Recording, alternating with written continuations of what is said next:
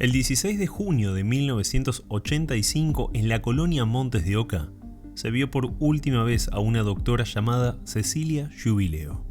El entramado de este caso es sumamente interesante, donde a cada paso uno se sumerge más y más en aguas oscuras, donde nadie, quizás, pueda encontrar la verdad.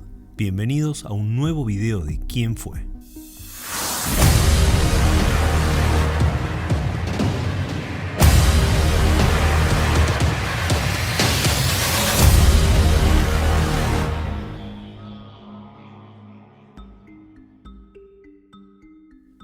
Para comenzar con esta historia, nos vamos a remontar bastante más atrás que 1985. Vamos a ir hasta 1946, cuando nacía en General Pinto, provincia de Buenos Aires, Cecilia Enriqueta Giubileo. Fue en la década de los 60 que se mudó a Córdoba a estudiar medicina en la Universidad Nacional y en 1972 se casó con el músico Pablo Chabrol y se fueron a España, ya que Pablo quería probar mejor suerte como músico en este país. Pero a los pocos meses se separan y Cecilia regresa a la Argentina. Logró terminar sus estudios y se recibió por fin de médica en 1973. Su primer trabajo fue en una clínica de la Unión Obrera Metalúrgica en Campana, aunque poco tiempo después consiguió un cargo en la colonia Opendor en la localidad de Torres. Cecilia vivía sola en una casa ubicada en Humberto Primo, en Luján, y tenía también un consultorio de atención particular en Torres. En Opendor realizaba guardias atendiendo a pacientes psiquiátricos, aunque también, como todos, hacía tareas varias en el lugar. Jamás imaginó que este sería el principio del fin de su carrera y quizás también de su propia vida. El domingo 16 de junio de 1985, exactamente a las 21:38 de la noche, Cecilia llegó a la colonia para comenzar su guardia. Había llenado el tanque de nafta de su Renault 6 blanco en Luján y lo estacionó frente a la casa médica. Era una noche fría, estaba nublado y había una espesa niebla en todo el predio. Hay que tener presente que la zona es rural y gran parte del predio descampado. Es un lugar enorme, son 240 hectáreas y cabe aclarar que existe una gran ciénaga con un tamaño de 20 hectáreas aproximadamente. Esa noche era distinta a las demás. Una médica se había ido horas antes de terminar su turno y dos médicos que tenían que compartir guardia con Cecilia casualmente no se habían presentado a trabajar. La doctora Giubileo prácticamente estaba sola en su turno nocturno. Siguiendo con la historia, se sabe que lo primero que hizo Cecilia esa noche al ingresar a su puesto fue cambiarse de ropa y atender a un paciente con un cuadro de bronquitis. Luego firmó el acta de defunción de una paciente llamada Patricia Villalba de 23 años. De hecho, estaba la ambulancia y sus familiares esperando para retirar el cuerpo. Al terminar esto, regresó a la casa médica. Un detalle a tener en cuenta es que casualmente esa noche no estaban andando los conmutadores, entonces para cualquier cosa había que ir personalmente a buscar a quien se necesite. Fue así que poco antes de la medianoche el paciente Miguel Cano se hace presente en la casa médica buscando a la doctora Giubileo. Le pide por favor que vaya a atender a un paciente en el pabellón 7 que estaba sufriendo una urticaria tremenda. Para ponernos en contexto con la historia, hay que saber que en la colonia había 11 pabellones, donde en ese momento al menos cada uno albergaba 100 pacientes. Por otro lado, existe una curiosidad sobre este pabellón número 7. Ahí estaban los pacientes oligofrénicos graves, y justamente en él había estado hasta su muerte a los 19 años e internado por esta enfermedad, el tercer hijo de Rafael Videla. Luego de atender a este paciente, regresa a la casa médica a descansar y en el camino se encuentra con dos personas. Primero con el enfermero Novello, donde hablaron solo unas pocas palabras, y por último con la supervisora Nélida Onjuez, con quien cruzó unas fuertes palabras por no avisar antes de atender a estos pacientes. Al parecer la supervisora Onjuez quería saber todos los movimientos de Cecilia por alguna razón. Cecilia continuó y entró a la casa médica a descansar. Ese momento fue el último donde se vio a la doctora con vida. A la mañana siguiente, los médicos que ingresaron a su turno notaron que el auto estaba aún estacionado en el mismo lugar, pero la doctora no estaba. Dentro de la casa médica estaban sus zapatos con los que había llegado, pero faltaba su cartera y su maletín médico. La buscaron por todos los pabellones, pero nadie la encontró. Muchos estaban sorprendidos y no se entendía dónde estaba. Fueron a verificar su auto, y si bien parecía que no había sido movido, llamativamente el tanque de nafta que estaba lleno desde el día anterior, recordemos que había cargado nafta en Luján, ahora estaba completamente vacío, sin una gota de combustible. Su cama estaba sin hacer, Cecilia siempre la dejaba lista para que otro compañero pueda utilizarla. Todo se estaba poniendo raro, aunque no se encontraba ninguna explicación. El director, en ese entonces, Florencio Sánchez, automáticamente sentenció a Cecilia como que había hecho un abandono de guardia, que se había escapado por sus propios medios, le hizo un sumario y también declaró que era oligofrénica como muchos otros internos. Acá hay puntos que no tienen sentido. Primero, que no podía ser oligofrénica cuando estaba justamente atendiendo pacientes con esa condición. Segundo, no había sentido para el abandono de guardia ya que no había motivos. Y por último, el auto había quedado en donde lo estacionó, sin dejar de lado que, mágicamente, el tanque de nafta estaba vacío por completo.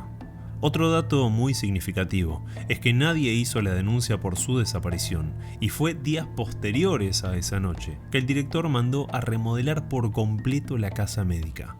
La razón nadie la supo, pero es más que evidente que cualquier prueba, si es que la había, fue desaparecida durante estos trabajos.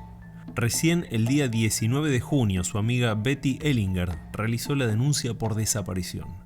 La policía intervino y al no tener una respuesta en la colonia, fueron a su casa. Encontraron dos cosas llamativas acá. Primero, la estufa prendida, lo que indicaba que la había dejado así para al día siguiente tener la casa cálida. Eran días de mucho frío.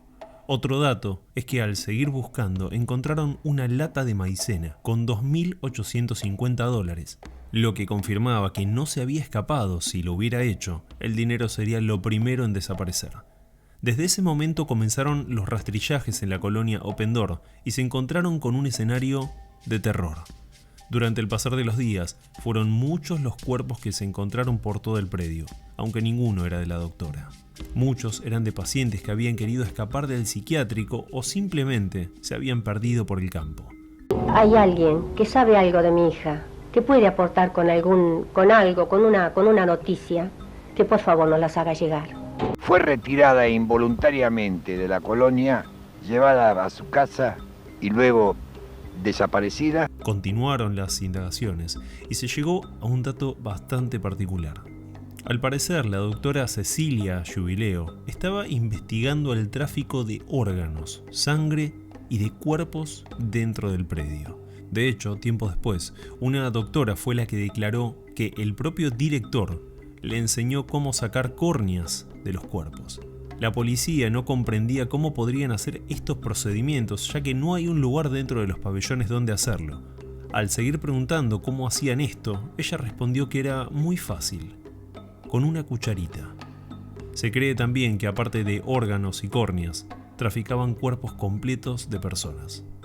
Para puntualizar un poco más sobre este tema, tenemos que aclarar que muchos pacientes que terminan acá ni siquiera reciben visitas, algunos no tienen siquiera familia, por lo cual nadie los reclamaría. Pero más allá de toda acusación sobre el tráfico de órganos o cuerpos, jamás se comprobó nada, o al menos nadie quiso investigarlo como debería. El director fue detenido 7 años después, pero por fraude fiscal dentro de la institución, y antes de ser sentenciado, murió en la cárcel. Las investigaciones continuaron a un punto en donde todo cuerpo que se encontraba era de la doctora. Luego se comprobaba que no. Encontraron un muerto en un desagüe de la colonia, pero era de otro paciente. Exhumaron 5 cadáveres en el cementerio de Luján pensando que quizás habían sido enterrados con otra identidad, pero ninguno era de Cecilia. No soy experto en eso. Pero da la sensación de que podría ser. Sí, es cierto. Se ve una arpillera. Sí, se ve como una arpillera. Sí, a ver si puedes verla. Sí, correcto, sí. Una arpillera. Sin más ideas, recurrieron a una vidente llamada Eleonora Blanc. Fue llevada al Open Door y luego de una sesión donde intentó visualizar lo que había pasado, dijo ver un cuerpo en el agua y señaló por último el tanque de agua de uno de los pabellones. Ahí fueron todos los policías, abrieron los tanques y encontraron algo. Era un cuerpo, pero de un gato. Nadie tenía idea de cómo seguir. Casi todo estaba hecho y su madre pedía por favor que encuentren a su hija. Un dato muy curioso es que la policía tampoco pudo verificar el ingreso y egreso de personal de la colonia, ya que, casualmente, la hoja que correspondía al día 16 de junio había sido arrancada. 5 meses después de la desaparición, apareció una grabación muy curiosa, al parecer de la doctora Jubileo. En esta mala grabación, ella decía que no la busquen más, que estaba feliz y entre amigos en el exterior haciendo un retiro espiritual y que no volvería nunca más a la Argentina. Esta grabación, más allá de que su madre reconocía en un punto el tono similar al de su hija, fue descartada por completo y quedó en la nada. Otra curiosidad que pocos conocen es sobre un código que tenían madre e hija. Cuando Cecilia llamaba a su mamá, primero hacía sonar una vez y cortaba, luego llamaba normalmente. Llamativamente, luego de su desaparición, este código se repitió entre 4 o 5 veces. El paciente Miguel Cano dio su versión de los hechos y aseguró que poco después de despedirse de la doctora y verla ingresar a la casa médica, vio 2 autos oscuros que se aproximaron al lugar. Se comprobó que uno era el furgón funerario que venía a buscar el cuerpo de Patricia Villalba. En cuanto al segundo vehículo, nadie pudo aclarar de quién era. El segundo testimonio lo dio otra paciente de la colonia, que la habían encontrado desnuda en una casilla rural cercana de los pabellones. Había sido golpeada y violada. Entre lo poco que pudo hablar, dijo que en ese mismo lugar vio a la doctora Cecilia atada y fuertemente golpeada. Pero estas 2 declaraciones fueron desestimadas, ya que provenían de pacientes psiquiátricos que al querer indagarlos en mayor profundidad se mostraban sumamente inestables, por lo cual también quedó en la nada. Como ya lo mencioné, se rastrilló todo el predio, a excepción de un lugar, la Gran Ciénaga, que ocupa casi 20 hectáreas. No se podía rastrillar ahí y tampoco había los fondos suficientes para hacer un drenado, por lo cual es el único lugar que quedó sin revisar. Muchos aseguran que esa noche fue especial en todo sentido para hacer desaparecer un cuerpo, y justamente la Ciénaga completó un escenario perfecto para terminar el cuadro. Otro dato poco difundido es que tiempo después, y a pesar de tener vigilancia, el departamento en Luján de Cecilia apareció todo revuelto. Habían ingresado y revisado todos los rincones y si bien no faltaba absolutamente nada ya que se había hecho una pesquisa antes, mágicamente apareció algo nuevo en el lugar, la cartera de la doctora. Esa cartera que tenía junto a ella la noche que desapareció. El testimonio de 2 amigas reforzó más la teoría de que la desaparición de la doctora estaba ligada a una mafia. En algunas ocasiones, Cecilia les confió a sus amigas que la estaban amenazando por sus investigaciones. La amenazaban de muerte.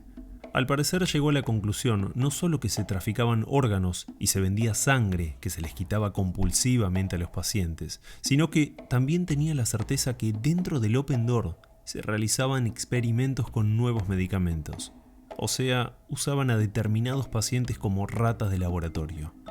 Entre tantas cosas que se dijeron, las más contundentes fueron que fue secuestrada por una secta en Colombia o Ecuador, que se había fugado con un compañero, que era lesbiana y se había escapado con una ex empleada de la colonia, y por último, que estaba en este lugar intentando averiguar el paradero de sus cuñados desaparecidos en la dictadura. Quizás creía que estaban ahí todavía. Pero más allá de todo, la realidad es que nadie volvió a ver a Cecilia Jubileo después de las 12:15 de la madrugada de ese 17 de junio de 1985. Y fue en el año 2000 que la causa prescribió y fue archivada definitivamente.